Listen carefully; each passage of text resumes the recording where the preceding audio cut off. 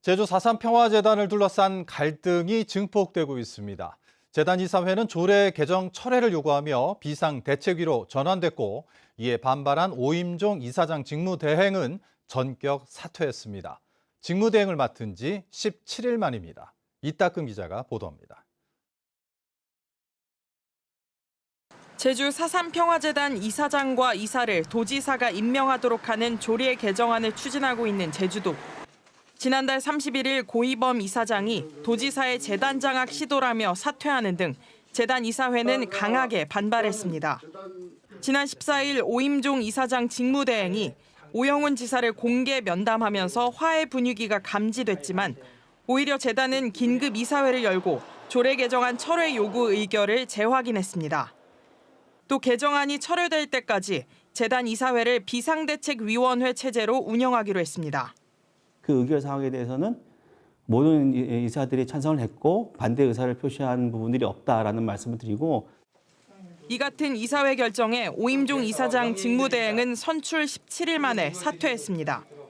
일부 이사들이 대화를 못하게 압력을 넣고 이사장 직무를 무력화시키고 있다는 겁니다. 압력을 넣으면서 가서 만나지도 말라. 만날 거라고 얘기하니까 바로 전화가 두 사람이 전화가 왔었습니다. 왜 만나러 가느냐? 제주도는 내일까지 조례 개정안에 대한 의견을 수렴해 올해 안에 도의회에 제출하기로 한 상황.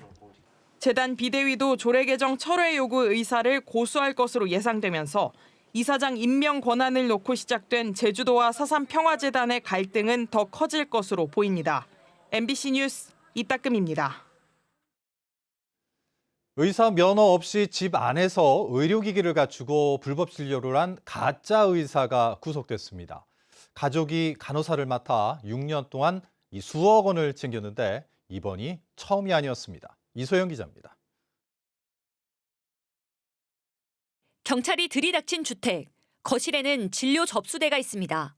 방 한쪽에는 치과에서나 볼 수 있는 의자와 엑스레이가 설치됐습니다. 가정집에서 불법 치과 진료를 한 현장을 자치경찰이 압수수색에 나선 겁니다. 오늘 압수수색하고 한 목록들하고 이게 과정 적어진 거를 우리가 드리는 거예요. 그럼 가지고 계세요. 간판도 없었지만 최고 20%까지 싼 진료비와 주말에도 이용이 가능한 점으로 동네 어르신들을 끌어모았습니다. 아무래도 병원보다는 싸게 하니까 이게 잘한다고 해서 소문 들어서 왔다고 하는 사람들도 가끔 있고 가끔 지금도 찾아와서 하냐 안 하냐 이죠. 2016년부터 6년 동안 이곳에서 불법 진료를 받은 환자는 300여 명. 대부분 60살이 넘는 어르신들이었는데 진료비로 6억 원을 챙겼습니다. 간호사도 면허가 없는 가족이었고 의료용품을 납품한 50대 여성도 가짜 의사인 줄 알면서 불법 진료에 참여했습니다. 이 남성은 철저히 예약제로 운영했고 집 앞에 설치된 CCTV를 통해 신원이 확인된 손님만 받으며 은밀하게 범행을 이어갔습니다. 하지만 해당 남성은 중국에서 기술을 배웠을 뿐 국내에서 의료와 관련해 그 어떤 자격도 딴 게 없습니다. 또 여러 차례에 걸쳐 같은 전력이 있고 한 차례 실형을 선고받았지만 또다시 범행을 저질렀습니다. 비공식적으로 들어오는 용품들을 실제 이에 부착하는 거기 때문에 건강상으로 이제 해로운 영향을 끼칠 수 있을 거라고. 한편 이 남성은 지난해 8월 주택 압수수색이 이뤄지자 도주했다가 1년 3개월 만에 붙잡혔습니다. 자치경찰단은 의료법 위반 혐의로 60대 남성을 구속하고 범행을 도운 2명의 여성도 불구속해 검찰에 넘겼습니다. MBC 뉴스 이소연입니다. 여행하면서 사진 찍을 때 더 조심해야겠습니다. 제주 우도로 여행을 온 일가족이 바다를 배경으로 사진을 찍다 바닥에 콘크리트 구조물이 무너져 내려 3명이 크게 다쳤습니다. 김하은 기자입니다. 콘크리트 구조물이 완전히 무너져 내렸습니다. 돌덩이들이 이리저리 나뒹굴고 구조물을 지지하던 철근은 끊어졌습니다. 구조물이 무너진 건 지난 13일 오후 2시 반쯤. 여행을 온 가족들이 사진을 찍기 위해 자리를 잡고 있던 중이었습니다. 그런데 순식간에 바닥이 무너지면서 7명 중 3명이 콘크리트 사이로 떨어졌습니다. 관광객들은 사진을 찍기 위해 이곳에 올라왔다 갑자기 구조물이 무너지며 큰 부상을 입었습니다. 전동생의 다리가 좀 불편해서 그 멀리 가지 말고 요 앞에서 좀 넓은 공간이 있어 보이니까 여기서 사진을 찍자고 한 거예요. 바다를 배경으로 식구들이 이렇게 등을 지고 이렇게 사진을 찍으려고 하는데 갑자기 우르르 무너지는 거예요, 그게. 무너져 내린 구조물은 해녀들이 물질을 하다 불을 쬐며 바람을 피하기 위해 1980년대 만든 불턱입니다.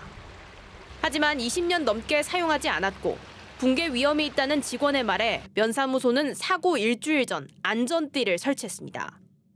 하지만 사고를 당한 관광객들은 안전띠가 제대로 설치되지 않아 위험한 곳인지 몰랐다고 주장하고 있습니다. 노란색 비닐띠가 있었어요. 근데 그게 바닥에 거의 흘러져 있었어요. 그래서 저희는 그게 위험한지 몰랐던 거예요, 그게. 우도 면사무소는 무너진 시설물은 관리자나 소유자가 따로 없는 곳이었고 안전 조치를 제대로 마친 상태였다고 설명했습니다. 저거에 대해서 인지해서 안전조치를 한 상황이고 그것만 그렇게 해서 저희는 나중에 소명을 해요. 일가족들은 여행을 왔다 봉변을 당했다며 안전조치 미흡으로 경찰에 수사를 의뢰한 상황.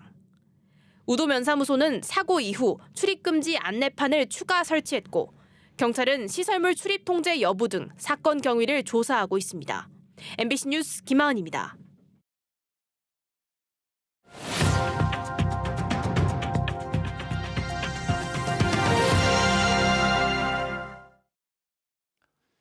재생에너지가 늘어나면 날씨에 따라 발전량이 크게 달라지기 때문에 이 안정적인 전력 공급이 중요한데요. 제주에서는 대안으로 LNG 발전소를 선택했지만 이 덴마크의 한 섬은 화력 발전 없이 재생에너지를 100% 추진하고 있다고 합니다. 어떻게 가능한지 송원일 기자가 현지 취재했습니다. 덴마크 코펜하겐에서 비행기로 30분 거리에 있는 본홀름섬. 제주도의 3분의 1 크기에 주민 4만 명이 살고 있습니다. 과거 석탄과 석유 발전에 100% 의존하다 2007년부터 재생에너지를 보급했습니다. 그 결과 지금은 섬에서 쓰는 전기의 75%를 재생에너지로 만들고 있습니다.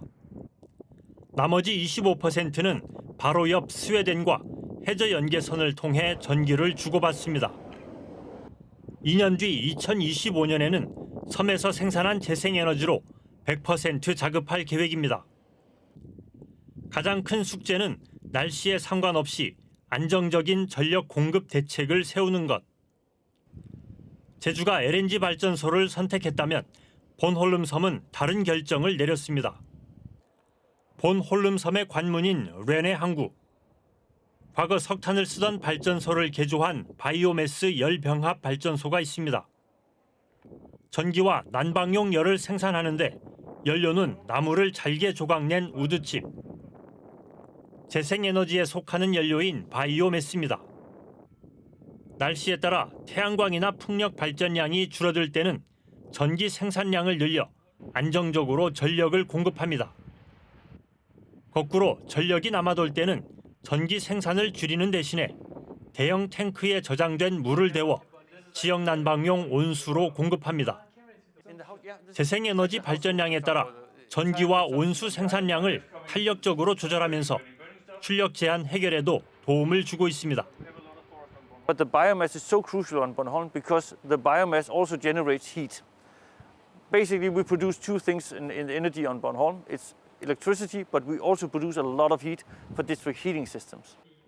또 다른 대책은 예전에 쓰던 화력 발전소를 비상용으로 이용하는 것. 평소에는 사용하지 않다가 해저 연계선이 고장나는 등 전력 공급이 필요한 특별한 경우에만 가동합니다. Right now we have the diesel generator as a backup, emergency backup. If, for instance, the cable to Sweden is cut by an anchor from a ship,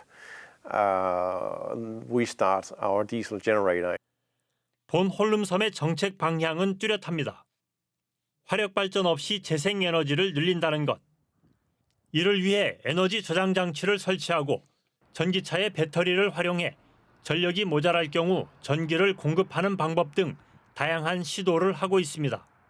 On Bornholm or in Denmark, having 1 million vehicles, EVs connected to the grid and borrowing a little bit from each battery when the system needed it. How to investigate the possibilities to utilize very many small batteries as one big battery actually in eventuality. 재생에너지 100% 자급을 위해 풀어야 할 마지막 숙제는 해저 연계선. 본홀름 섬은 2025년까지 해상풍력단지 100메가와트를 건설해 송전 용량 60메가와트인 해저 연계선을 대체할 계획입니다. 특히 최근 덴마크 정부가 결정한 역대 최대 규모의 해상풍력단지가 2030년에 건설되면 에너지 자립을 넘어 주변 국가에 전기를 수출할 수 있게 됩니다.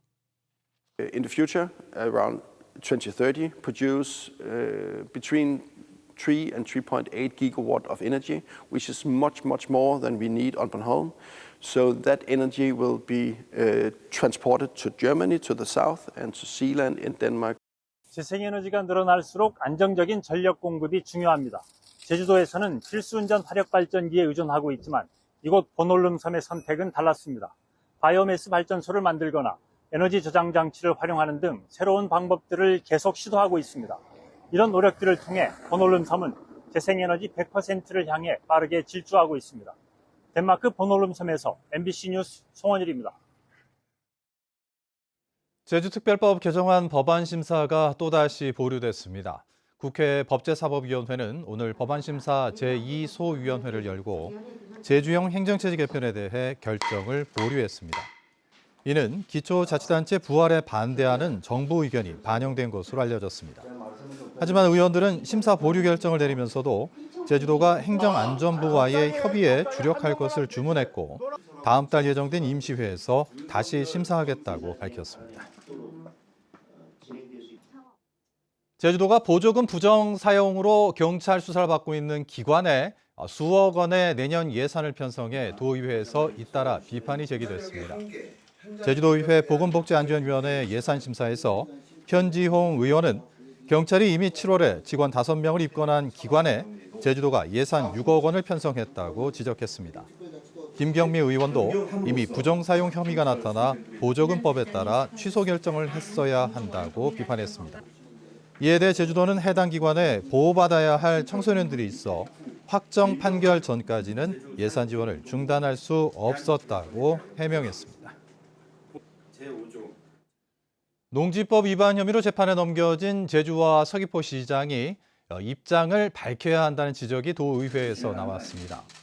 도의회 농수축경제위원회 예산안 심사에서 국민의힘 고태민 의원은 농지법 위반 민원을 담당하는 행정시장이 농지법 위반으로 기소됐는데 도민들에게 사과나 변명이라도 해야 한다고 지적했습니다. 이에 대해 제주시와 서귀포시는 재판 결과가 나오면 그때 입장을 밝히겠다고 답했습니다. 제주문화방송 11월 시청자위원회가 오늘 본사 대회의실에서 열렸습니다. 이번 회의에서 시청자위원들은 제주 지역 출력 제한 문제를 다룬 전력시장의 비밀이 제주적 진단과 해외 사례 소개로 전력시장의 문제를 적절히 제기했다고 평가했습니다. 또 전국에서 처음으로 추진되는 생태법인과 공항 차로 등 교통 문제에 대한 후속 보도를 주문했습니다. 환경부의 일회용품 사용 규제 완화 결정에 제주 시민사회단체들도 반발하고 나섰습니다. 제주 시민사회단체 연대회의는 도의회에서 기자회견을 열고 환경부가 지난 9월 일회용 컵 보증금제 의무 시행을 백지화한 데 이어 이번 사용 규제 철회로 환경에 대한 의무를 완전히 저버렸다고 밝혔습니다. 또 제주에서 행정과 시민사회의 협력으로 일군 일회용 컵 보증금제를 환경부가 발로 걷어찼다고 비판했습니다. 제주를 출발해 대구로 향하던 항공기에서 비상문을 강제로 연 남성이 징역형의 집행유예 처분을 받았습니다. 대구지방법원 정진우 부장판사는 항공보안법 위반 등의 혐의로 재판에 넘겨진 30대 남성에게 징역 3년에 집행유예 5년을 선고하고 5년 동안의 정신과 치료를 명령했습니다. 이 남성은 지난 5월 승객 190여 명이 타고 있던 항공기가 대구공항에 착륙하기 전에 항공기 출입문을 연 혐의로 재판에 넘겨졌는데 재판부는 죄책이 매우 중하지만 정신 감정 결과 조현병 가능성이 있는 점을 감안했다고 밝혔습니다.